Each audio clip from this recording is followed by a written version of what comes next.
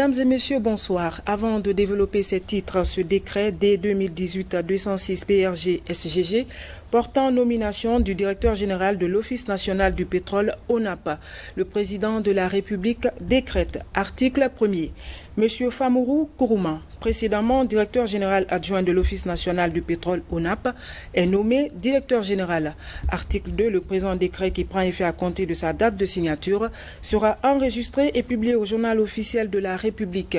Conakry le 29 août 2018, signé professeur Alpha Condé. Et puis le président de la République est l'invité de marque du réseau de la Renaissance africaine et de la diaspora basé à New York le 26 septembre prochain. Professeur Alpha Condé va co-présider une conférence de haut niveau avec le président Paul Kagame du Rwanda sur le thème « L'Afrique s'ouvre au monde ».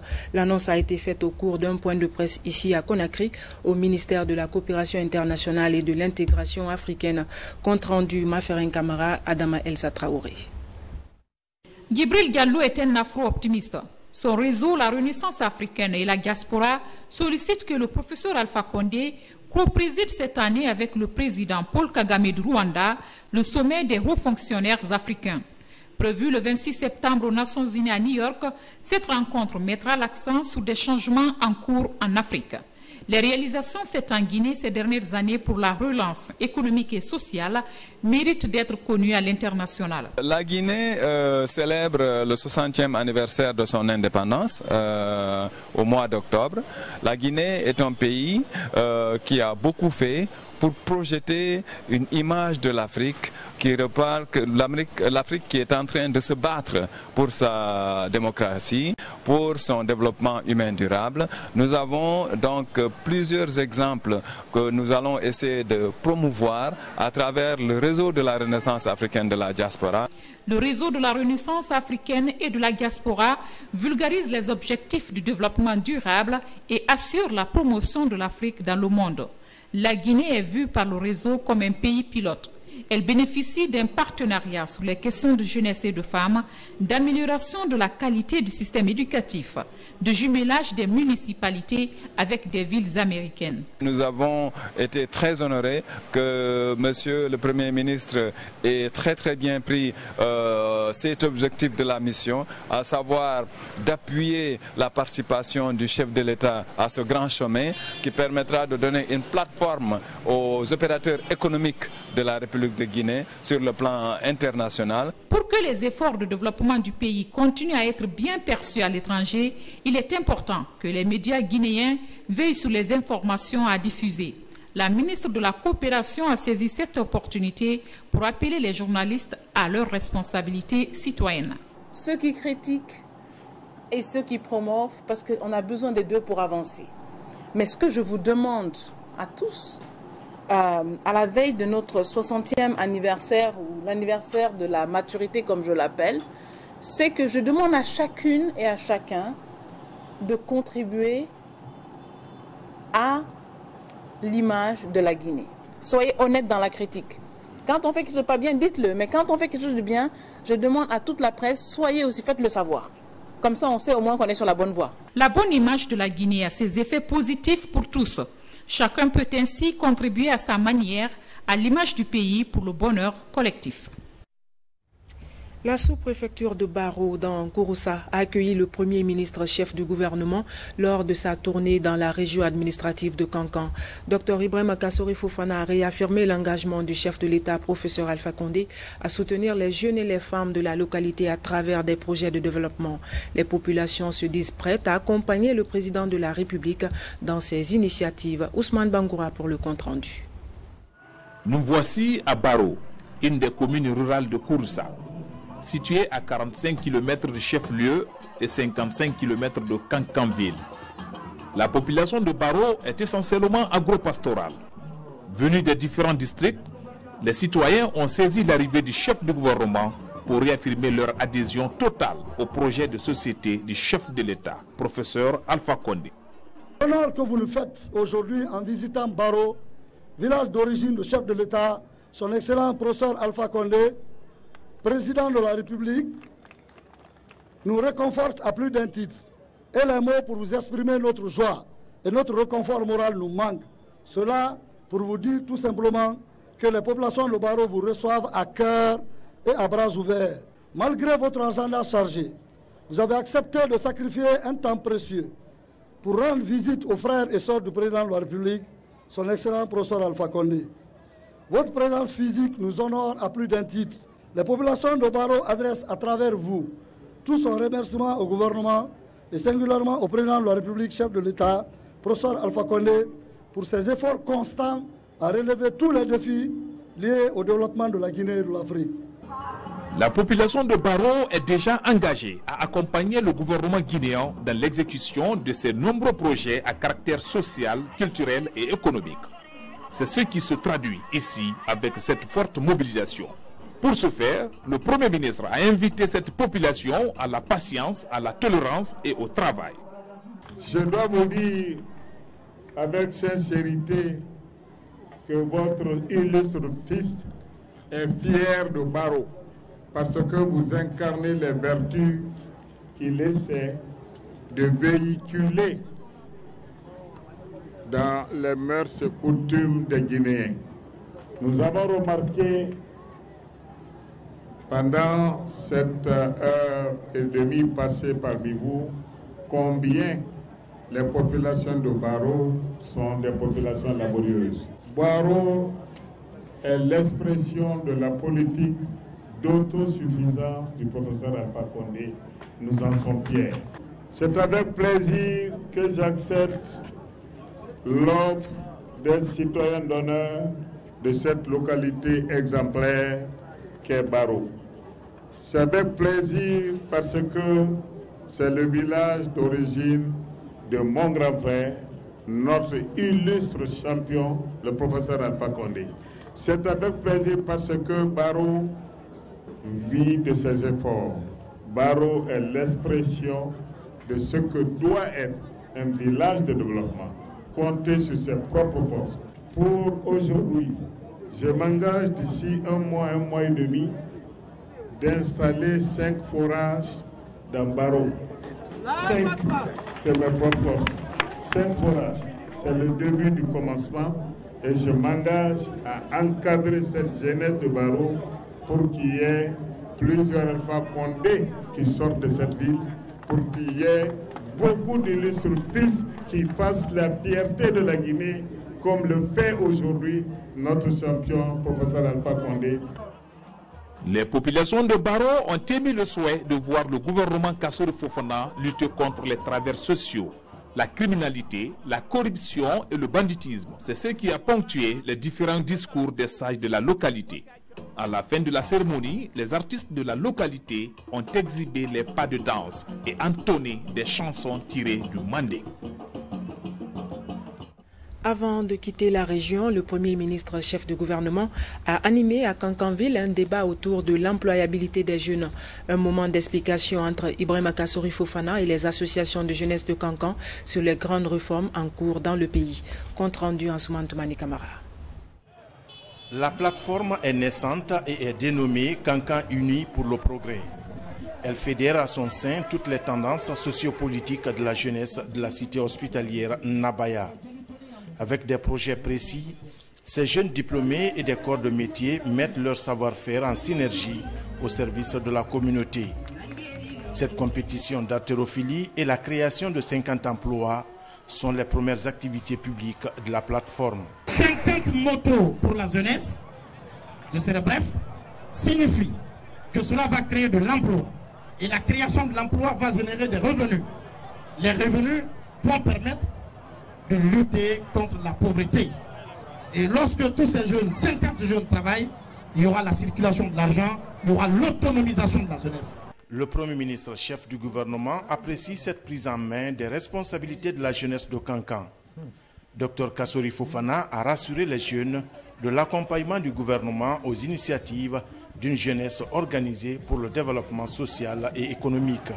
Le travail que le président de la République m'a confié est celui d'améliorer l'employabilité de la jeunesse guinéenne. Briser le cercle vicieux de l'ignorance et du sous-emploi. C'est pour cela que la jeunesse de Kankan, je suis fier de vous. Je suis fier parce que le nom même de cette association qui est en train de vous encadrer aujourd'hui en dit long sur la volonté de la jeunesse d'aller de l'avant et je dirais de voler par ses propres ailes. Vous êtes unis pour le progrès. Nous, de Conakry, nous, du gouvernement central, nous ne ménagerons aucun effort pour appuyer vos efforts. Pour la préservation des acquis de leur cité, les jeunes de Kankan ont également mis en place un comité de sensibilisation sur l'entretien et la protection des infrastructures publiques et privées qui donnent aujourd'hui une image attirante à la ville cosmopolite de Kankan-Nabaya. Développement local et on parle des communes de convergence. C'est le projet qu'expérimente en ce moment le ministère de l'administration du territoire et de la décentralisation. Il s'agit de mieux impliquer les communautés dans le développement des collectivités. Les précisions avec Mohamed Lamine Camara. Pour impulser le développement à la base, le ministère de l'administration du territoire et de la décentralisation travaille à la coordination des appuis au développement des collectivités. Le programme national d'appui aux communes de convergence est en expérimentation dans 40 collectivités du pays. Pour vulgariser les progrès enregistrés durant la phase test, les cadres sont en quête de la meilleure approche en termes de communication. 40 communes qui sont déjà ciblées, il faut faire en sorte que nous puissions communiquer au point que les gens comprennent que c'est pas le développement ne va pas s'arrêter pour les autres communes. On en a 342 collectivités aux communes, alors donc, et nous partons avec 40. Donc, cela ne veut pas dire que les autres communes sont laissées pour compte. Donc, il faut suffisamment communiquer pour que les gens comprennent que ce n'est qu'un début et qu'au finish, toutes les communes vont être couvertes. Les résultats de ces travaux de réflexion permettront de doter les techniciens de la décentralisation d'un plan d'intervention efficient pour rendre visibles les activités du programme national d'appui aux communes de convergence. L'objectif est de faire en sorte que le transfert des compétences vers les collectivités soit effectif. Pour nous, il s'agit de faire en sorte que, autour des 14 compétences qui ont été transférées aux collectivités, que nous puissions être aux côtés du gouvernement, des décideurs publics, des élus locaux et des populations, pour que ce transfert puisse être un transfert effectif, mais qu'il se matérialise également par le plein épanouissement de l'ensemble des droits à la santé, des droits à l'éducation, des droits à l'eau potable, des droits à un environnement protecteur et des droits à un développement qui puisse être endogène et au service des populations. Un effort, quel qu'il soit, s'il n'a pas comme support une communication réaliste, risque de se voir noyé ou interprété. Or, il n'y a de meilleure interprétation que lorsque la bonne information est là. En son absence, s'installe la confusion. C'est ce que, encore, nous entreprenons avec l'appui constant et consistant de l'UNICEF pour pouvoir doter ce programme national d'appui aux communes de convergence d'un plan de communication cohérent. La Guinée se dirige vers l'installation des exécutifs communaux. Le gouvernement entend doter les collectivités territoriales des ressources humaines de qualité pour créer un environnement favorable au développement durable du pays. C'est désormais officiel, les téléspectateurs et auditeurs de la radiodiffusion télévision guinéenne peuvent suivre les programmes à partir du digital. Il s'agit d'une plateforme numérique permettant la diffusion continue de ces programmes. Cet outil de communication a été lancé ce matin par le ministre de l'Information. Reportage Mohamed Salouba. C'est une mutation digitale qui marque des points décisifs. Les programmes de la radiodiffusion télévision guinéenne sont désormais accessibles en continu sur la toile. Les applications d'accès de contenu de la première chaîne publique sont ouvertes sur tous les écrans en plus du site internet. La digitalisation permet d'accroître le spectre d'audience et d'influencer les chaînes de la RTG Koloma. La RTG rentre de plein pied dans la modernité. Parce que de nos jours, les canaux de communication les plus usités par les différentes populations du monde se trouvent essentiellement sur Internet. Qu'il s'agisse des réseaux sociaux, qu'il s'agisse des sites Internet. Aujourd'hui, pour communiquer valablement, il faut que l'on soit sur la toile. Nous travaillons aussi sur l'amélioration de la couverture nationale, mais en attendant, faire de la RTG une denrée disponible sur Internet me semblait être une nécessité et aussi une priorité. La mise en place de cette plateforme numérique est l'un des chantiers engagés ces derniers mois par la Direction générale de la radio-diffusion-télévision guinéenne pour répondre à la concurrence. Il n'est jamais trop tard pour bien faire. Donc aujourd'hui, nous avons estimé qu'il fallait que la RTG prenne sa place aussi dans l'ère du numérique. C'est pour cette raison que nous avons initié le développement de la plateforme web et mobile de notre médium. Par le biais du numérique, qu'on puisse permettre au maximum de téléspectateurs et au maximum d'auditeurs possibles de pouvoir accéder à nos programmes. La RTG est engagée dans la migration vers le numérique. Le ministère de l'Information et de la Communication travaille à la modernisation des équipements de production et de diffusion pour rendre effectif le projet. Sur un autre plan, le ministère de l'Élevage affiche sa détermination dans l'aménagement des espaces pastoraux en Guinée. Le schéma directeur national a été présenté ce mercredi aux acteurs concernés. C'est à la faveur d'un atelier de validation de la stratégie nationale, ici même à Conakry. La rencontre est initiée par le projet d'appui au secteur agricole. Le point avec Lancé Koulibaly. La Guinée dispose d'immenses potentialités naturelles propices au développement des systèmes de production rurale, y compris l'élevage. Malheureusement, le développement de ce secteur est confronté à certaines difficultés liées notamment au manque d'aménagement des espaces pastoraux. Une situation souvent à l'origine des conflits récurrents entre agriculteurs et éleveurs, d'où la nécessité d'un schéma directeur national d'aménagement des espaces pastoraux en Guinée.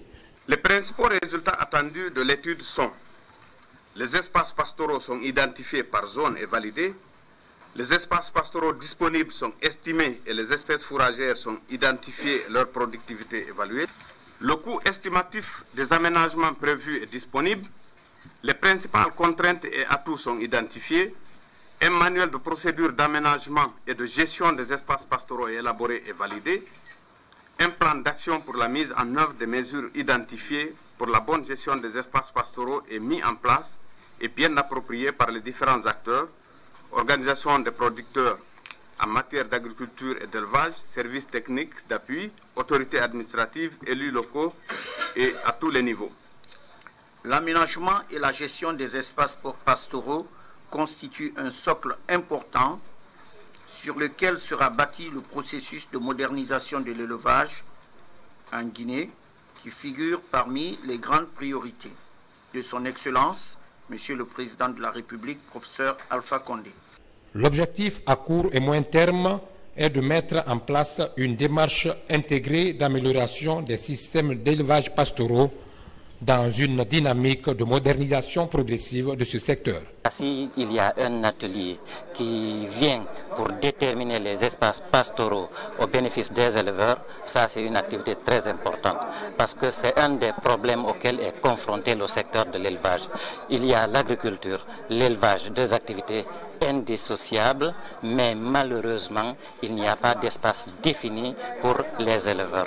La présentation du rapport suivi de débats a permis au cadre présent d'échanger sur les aspects liés au schéma directeur national d'aménagement et de gestion des espaces pastoraux. La commission de rédaction du rapport a pris en compte les préoccupations des acteurs concernés. Santé, et c'est parti pour 10 jours de consultation gratuite sur l'épilepsie au service neurologique de l'hôpital national Ignace Dine. Plus de 300 patients vont bénéficier de l'expertise d'une équipe de neurologues américains. Reportage Kerno Maroufba, Momen Pati Kamara, Fatima Diallo. C'est le troisième passage de cette équipe américaine pour des journées de consultation gratuites sur l'épilepsie. Parmi les patients, Boubacar Baldi. Il est épileptique de naissance. Venus de Kamsar, les parents de l'enfant sont dans cet exercice il y a 4 ans. Avec cet appareil, les parents observent le travail des neurologues américains et guinéens et se disent confiants quant à la guérison de leur enfant. On espère toujours. Il faut toujours avoir un esprit très haut. Il faut espérer toujours la vie. Il faut lutter. Quand on est malade, il faut chercher des produits jusqu'à la dernière minute. Donc on pourra dire qu'on espère. Comme Boubacar, plusieurs autres enfants souffrant de cette affection neurologique bénéficient de l'assistance de ces neurologues. Pour cette première journée, une trentaine d'enfants et adultes seront consultés par cette équipe américaine. Au-delà de la consultation, les patients repartent avec des produits pour stopper les crises. Donc c'est des consultations médicales gratuites, avec un diagnostic vraiment de qualité qui est fait avec du matériel de qualité aussi. Des traitements qui parfois ne sont pas disponibles chez nous, qui vont être donnés gratuitement à nos patients sur de longues périodes. Donc cela s'inscrit dans le cadre d'un projet qui va durer au moins 1 année pour prendre en charge les patients épileptiques. Et donc on est vraiment très content et très heureux parce que ça nous sort de la routine et de la léthargie habituelle où on est tout le temps dans la plaine. Là, c'est vraiment des actions concrètes qui sont posées pour accompagner le Guinéen dans la prise en charge des pathologies épileptiques. Ces consultations, ici au service de neurologie de l'hôpital Ignace Dine, vont durer 10 jours et permettront à plus de 300 personnes de bénéficier du soutien de cette équipe mixte. Ces volontaires américains mènent des opérations et comptent toucher plus d'épileptiques en Guinée. Parlons de la réforme du secteur de défense et de la sécurité dans son volet environnement. Pour mieux comprendre l'étendue de leur mission en termes de protection des ressources naturelles et de la biodiversité, des représentants du corps paramilitaire des conservateurs de la nature suivent une formation axée sur les textes régissant leur statut. Les détails avec Mohamed Alpha Baldi. Réhabilité en 2011, le corps des conservateurs de la nature a la lourde responsabilité de traduire en actes concrets les textes et règlements visant la protection de l'environnement dans tout le pays. Aujourd'hui, leur efficacité sur le terrain fait débat.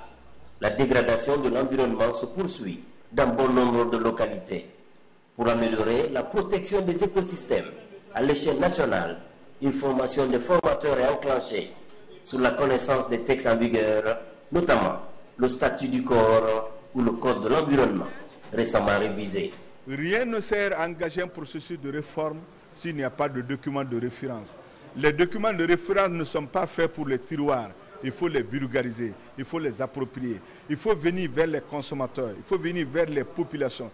Toutes ces politiques-là, sectorielles et globales, sont destinées à la Guinée, aux populations guinéennes. Pas seulement de Conakry, mais à l'intérieur du pays. Il faut que le citoyen sache quelle politique environnementale le gouvernement est en train de mettre en œuvre. La protection forestière, la protection de la faune, la protection des sols, etc.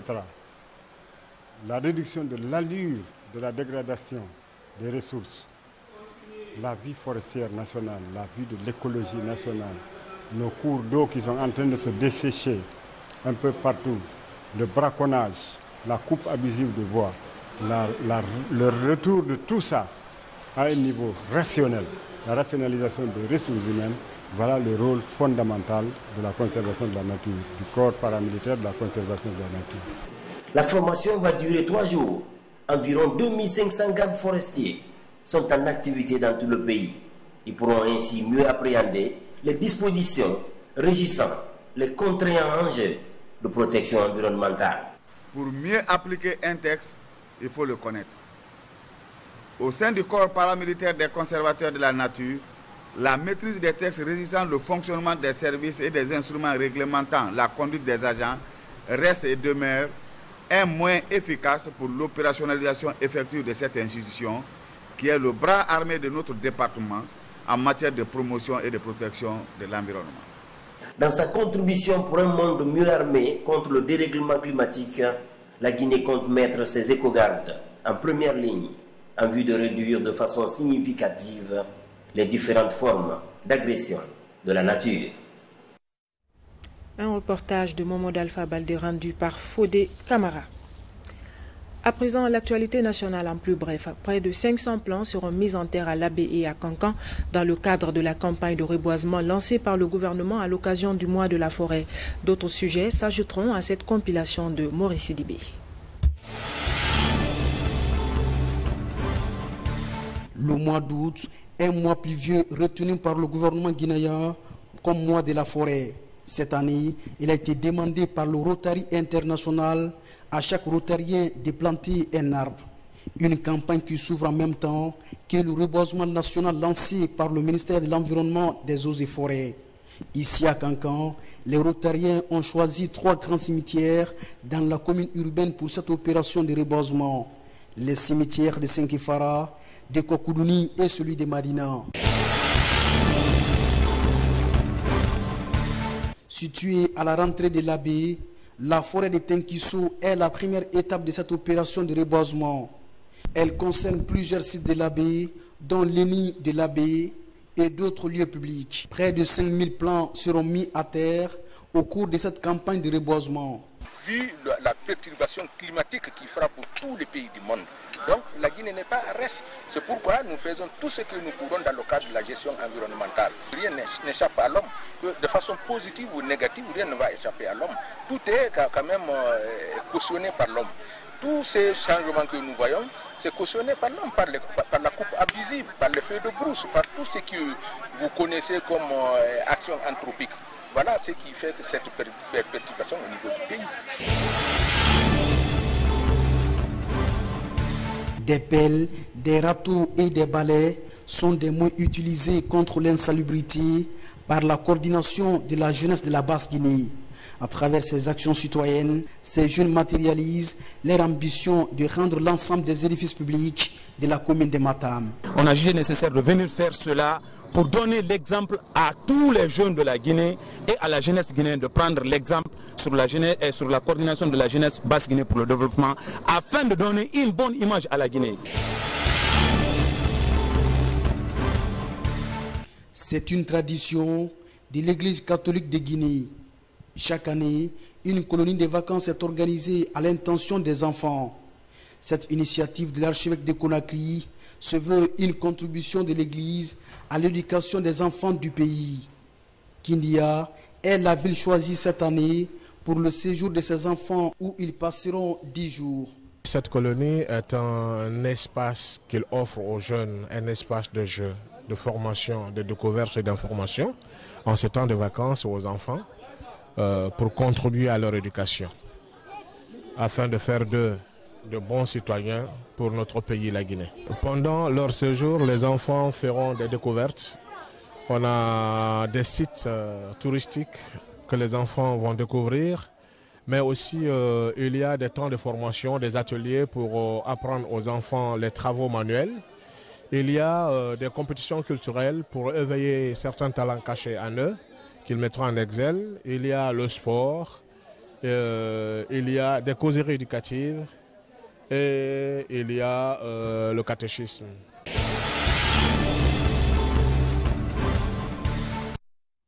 On enchaîne avec l'actualité internationale sous forme de télégramme. Des nouvelles qui nous parviennent du Brésil, de la Birmanie, de l'Allemagne et des États-Unis. Le monde en bref est commenté par Bernard Tonguido.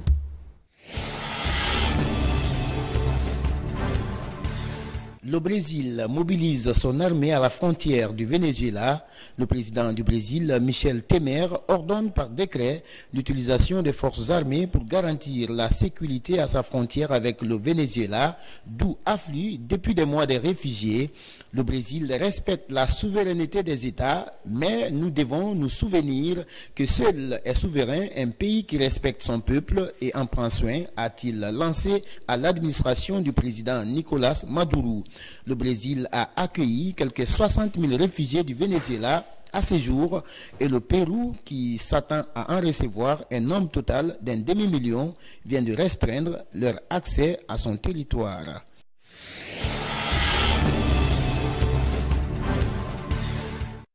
Le chef de l'armée birmane doit être poursuivi pour génocide. Des enquêteurs de l'ONU demandent la démission du chef de l'armée birmane et sa traduction devant la justice internationale pour génocide, crime contre l'humanité et crime de guerre à l'encontre des Rohingyas.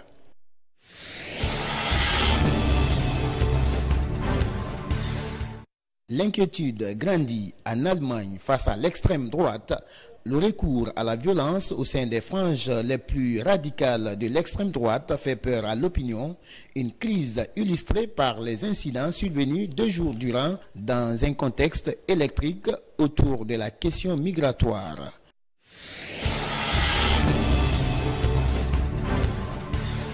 À Dublin, manifestation pour les victimes d'abus de religieux. Dans le centre de la ville, environ 5000 victimes d'abus de religieux et leurs sympathisants participent à une manifestation intitulée « Debout pour la vérité », tandis que le pape François est dans le même temps en visite dans le pays. Dès sa première prise de parole devant les fidèles, François a créé la surprise en énonçant dans sa langue espagnole natale une litanie de pardon destinée aux survivants d'abus de pouvoir, d'abus de conscience et d'abus sexuels en Irlande.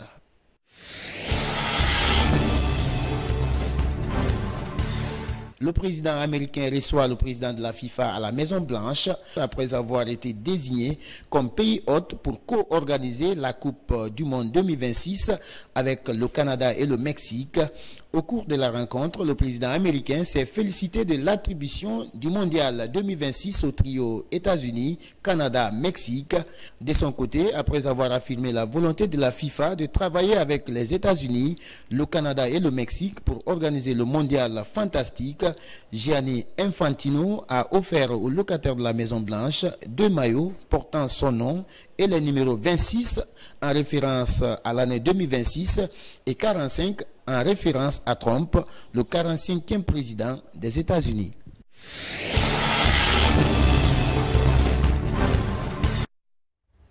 Avant de refermer ce journal, je reviens sur ce décret D 2018-206 PRG-SGG portant nomination du directeur général de l'Office national du pétrole, ONAP.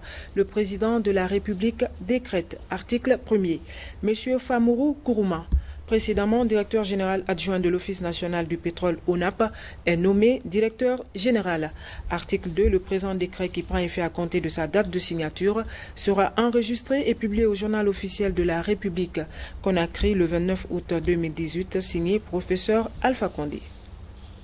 Voilà, mesdames et messieurs, c'est la fin de ce journal. Merci de votre aimable attention. Demain, vous serez avec Makale Souma. Le programme continue sur notre site internet www.rtgkoloma.info. Bonsoir et à très bientôt.